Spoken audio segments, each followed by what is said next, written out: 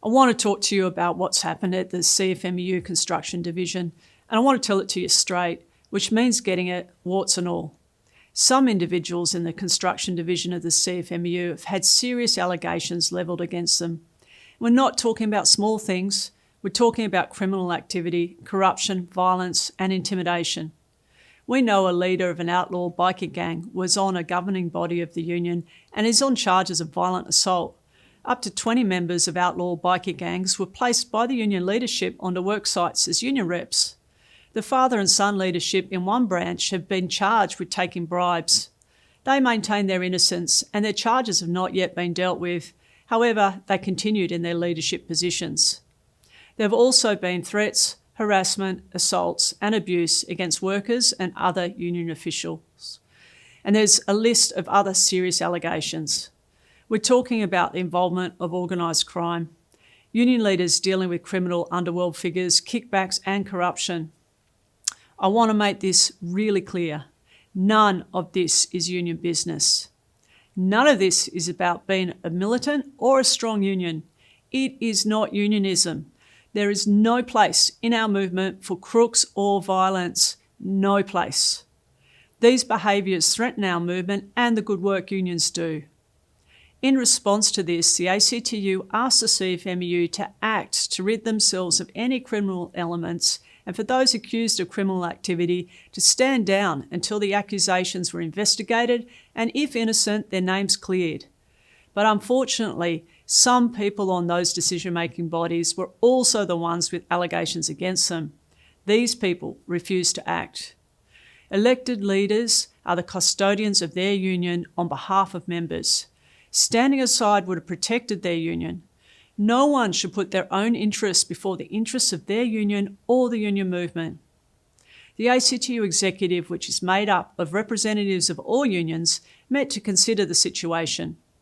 It was clear it was an impossible job to clean up the union given the issues, including the fear, the intimidation and the involvement of organised crime without a period of independent administration.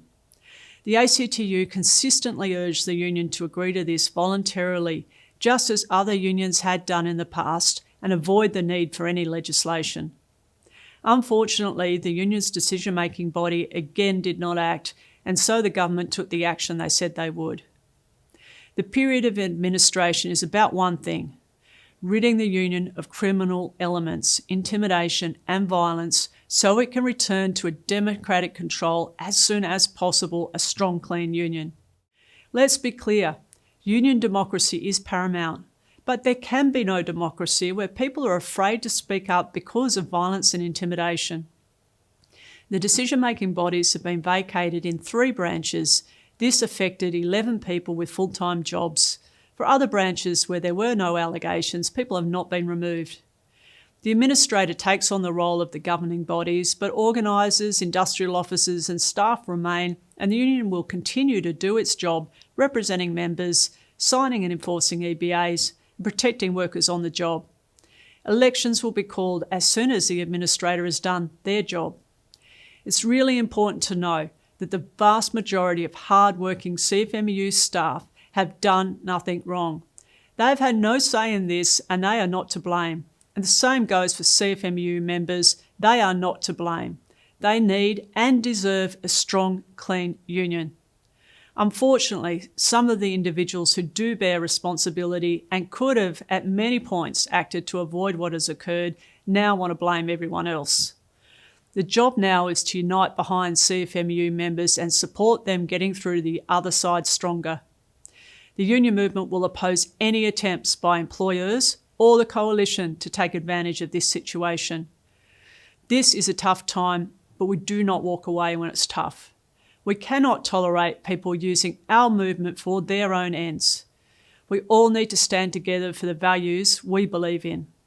Every day, union members across the country stand up for what's right. We'll continue to do so because we believe in fairness. Working people deserve respect at work, and we are always stronger together.